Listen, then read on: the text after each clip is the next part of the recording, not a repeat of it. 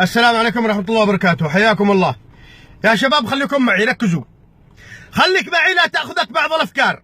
دنيا مضت لك لا تحسف عليها، لا تشتكي لي من عنا الوقت، لا جار أنا بعد دنياي بلشان فيها، أرسم لك البسمة وأنا داخلي نار، حتى السعادة بالخداع اشتريها. الآن قد معانا مثل الموضة، يعني الطيب قرقرني وأنا ما أنا بناقص قرقرة.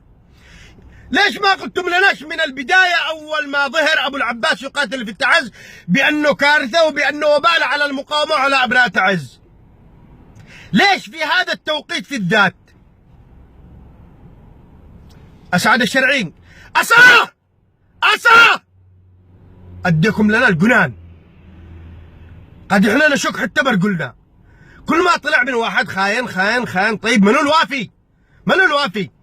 تعرف ايش معنى حقة الفيديو لما تطلع تقول ابو العباس كارثة وبال على ابناء تعز؟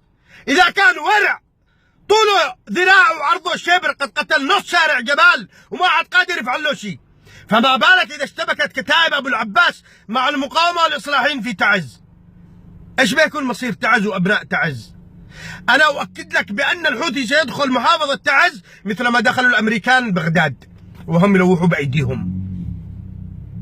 هذه فتنة، هذه كارثة، واحنا نروج للكارثة ونروج للفتنة، وانتم تعرفوا من المستفيد من هذه الفتنة، من المستفيد ومن الذي عاد بيدعم. هم من تبنوا قول الشاعر: دعوا المساجد للعباد تسكنها وهيا بنا إلى ساحة الخمار تسقينا، ما قال ربك ويل للذي سكروا ولكن قال ويل للمصلين.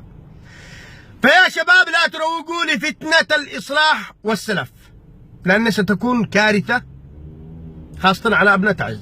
أبو العباس هنا ليس حبا في سواد عيون أبو العباس، ولكن درعا للفتنة ورحمة بأبناء تعز ورحمة بمدينة تعز. من الآن الذي بيقاتل لله وللوطن يقاتل، واللي بيقاتل من أجل حزب أو من أجل جماعته يروح عند أمه تلحسه. خبر زلق.